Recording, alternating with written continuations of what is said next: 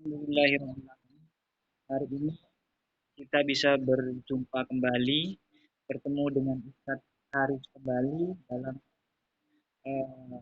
meskipun masih melalui Zoom meeting ya, masih belum bisa ketemu tatap muka lagi. Setelah kemarin sempat masuk ke sekolah ya, sudah pernah ketemu Ustadz Haris secara langsung kan? Nah, anak-anak, minggu depan kalian sudah akan melakukan penilaian akhir tahun. Jadi minggu depan kalian sudah ujian yang menentukan kalian bisa naik kelas apa tidak. Ya, minggu depan kalian sudah ujian. Nah, hari ini kita akan melanjutkan materi terakhir kita, yaitu budaya hidup sehat. Dan sebelumnya nanti Ustadz juga akan mengulang materi-materi dari awal semester 2 kemarin, agar nanti kalian ketika ujian PJUK bisa mengerjakan dengan benar. Baik anak-anak semuanya, Ustadz mulai ya. Kita mulai dengan membaca doa terlebih dahulu. Isti'dadan. Berdoa dulu semuanya ya. Khusyu'an, du'aan. A'udzu billahi minasy syaithanir rajim. Bismillahirrahmanirrahim. Rabbi zidni ilman nafi'an warzuqni fahman wasi'an.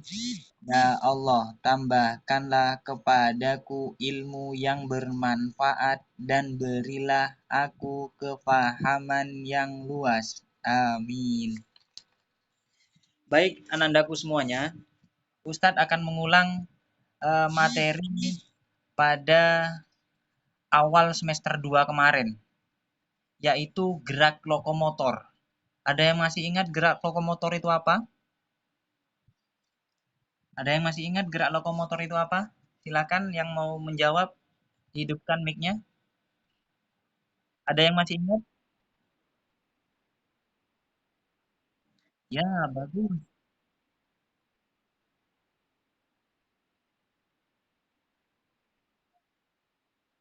Nah, jawabnya bareng-bareng. Semuanya menjawab. Bagus semuanya. Betul ya jawabannya. Jadi gerak lokomotor adalah gerakan yang gerak yang dapat menyebabkan perpindahan tempat. Jadi gerak yang dapat menyebabkan perpindahan tempat.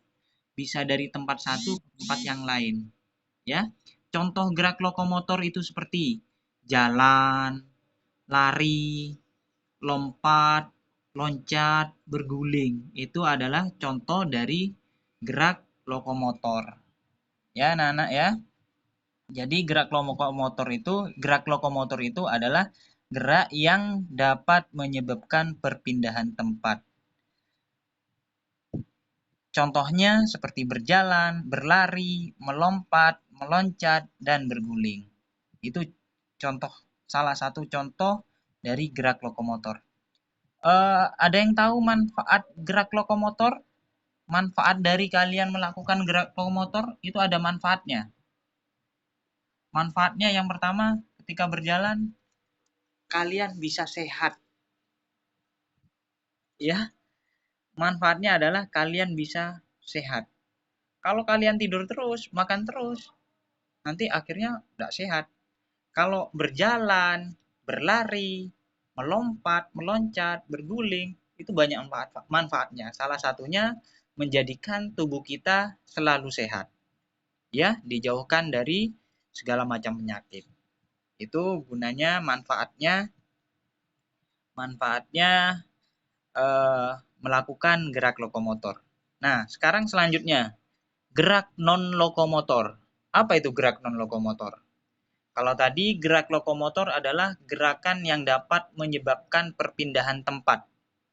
Nah, sekarang gerak non lokomotor adalah gerakan yang tidak dapat menyebabkan perpindahan tempat. Jadi bergerak tapi tidak berpindah tempat, hanya di situ tempatnya. Bergerak tapi tidak menyebabkan perpindahan tempat. Jadi bergeraknya hanya di tempatnya itu aja, tidak kemana-mana, tidak jalan-jalan. Contohnya apa yo? Yang bisa? Waalaikumsalam. Siapa yang bisa jawab contoh? Nah, contoh macam-macam gerak lokomotor. Iya sudah, waalaikumsalam. Contoh macam-macam gerak lokomotor, non lokomotor. Siapa yang bisa jawab kira-kira? Jalan di tempatnya. Ada lagi.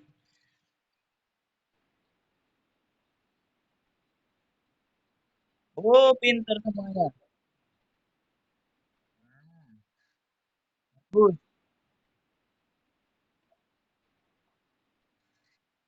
Ya, Ustadz matikan lagi. Bagus semuanya.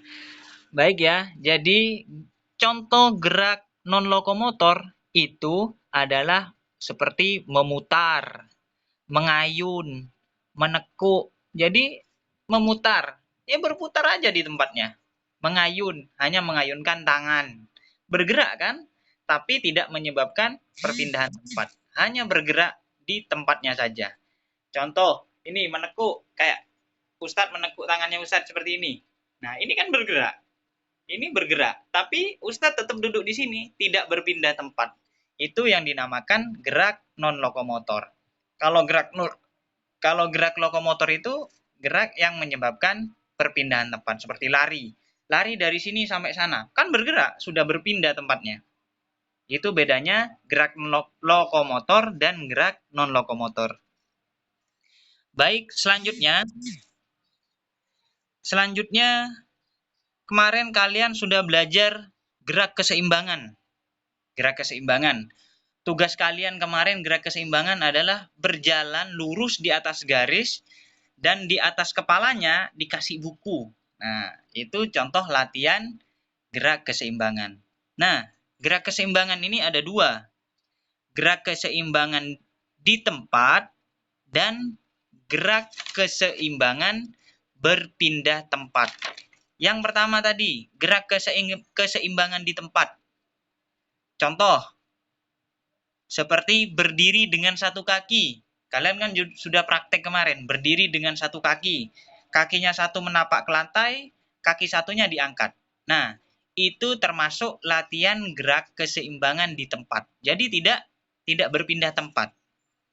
Yang kedua, berdiri sikap seperti kapal terbang, seperti pesawat. Nah, kakinya satu menapak ke lantai, kakinya yang satunya lagi diangkat, tangannya lebar seperti ini.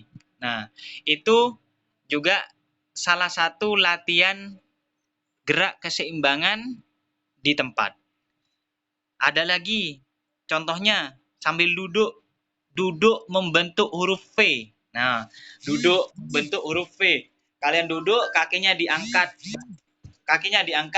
Nah, seperti ini membentuk huruf V. Itu juga termasuk gerak keseimbangan di tempat. Ada lagi sikap lilin. Sudah tahu kan sikap lilin? Ustadz kemarin sudah mencontohkan kan?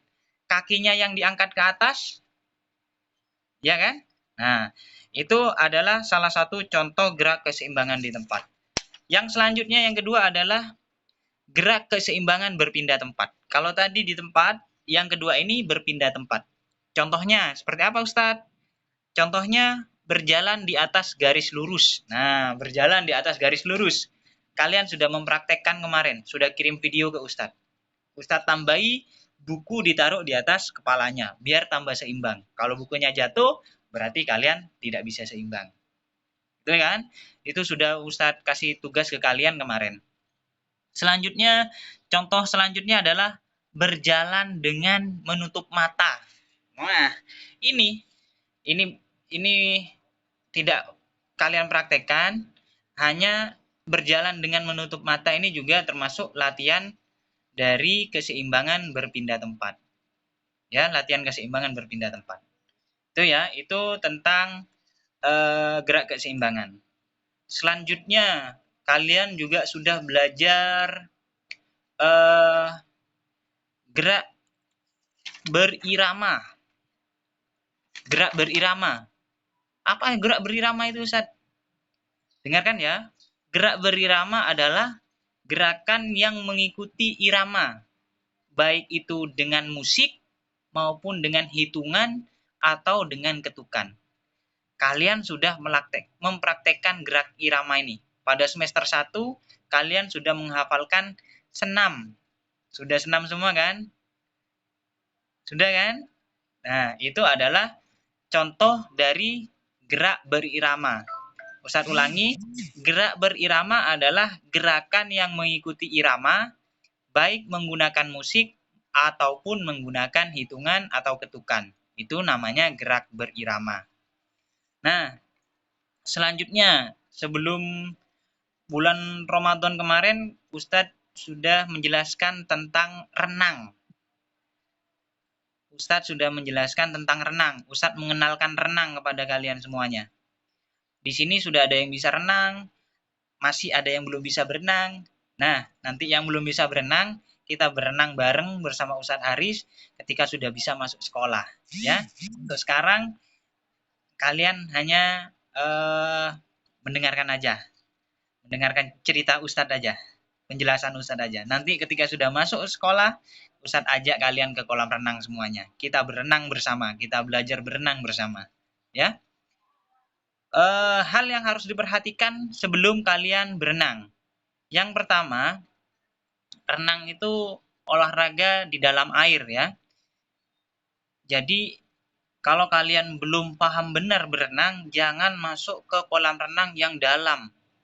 Kalau masih belum bisa berenang, kamu masuk kolam renang yang dangkal dulu. Itu yang harus kamu perhatikan pertama kali ketika di kolam renang. Jangan masuk ke kolam renang yang dalam. Masuklah ke dalam kolam renang yang dangkal terlebih dahulu. Ya. Tuh. Yang harus diperhatikan kedua adalah menggunakan pakaian renang.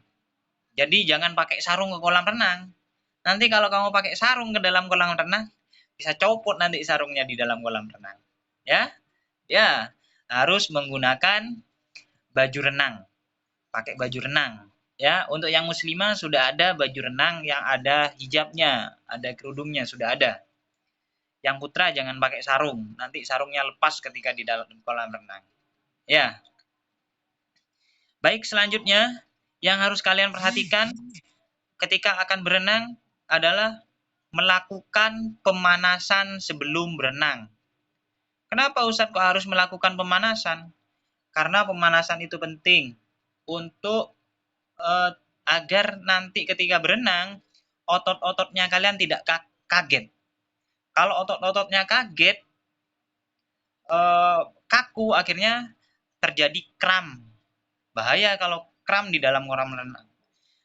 Kram itu kayak ketarik, ototnya ketarik, akhirnya sakit. Ya, makanya pemanasan dulu untuk melemaskan otot-otot yang kaku. Pemanasan dulu, setelah pemanasan, setelah otot-ototnya tidak kaku lagi, baru masuk ke kolam renang. Nah, itu pengenalan sedikit tentang renang. Nanti ke depannya biar tambah mantap berenangnya, berenang sama Ustadz ketika sudah masuk sekolah. Ya, baik anak-anak, kita lanjutkan. Dan untuk materi kita hari ini adalah budaya hidup sehat. Nah, kita hidup ini biar tambah nikmat hidup ini, kita harus sehat. Kalau kita hidup tidak sehat, tidak enak. Siapa yang mau sakit di sini? Tidak ada yang mau sakit kan?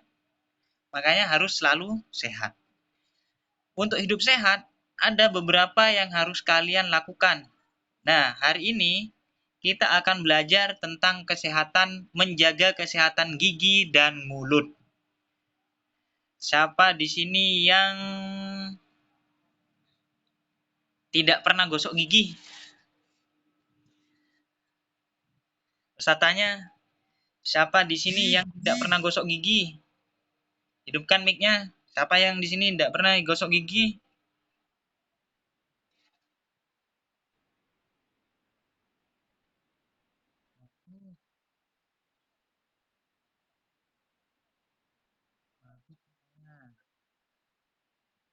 Ya,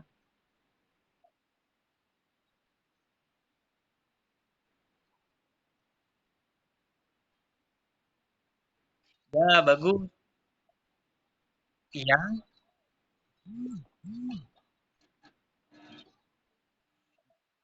Ah, ya. Setiap hari gosok gigi ya. Jadi yang benar, gosok gigi itu minimal 2 kali sehari. Minimal 2 kali sehari.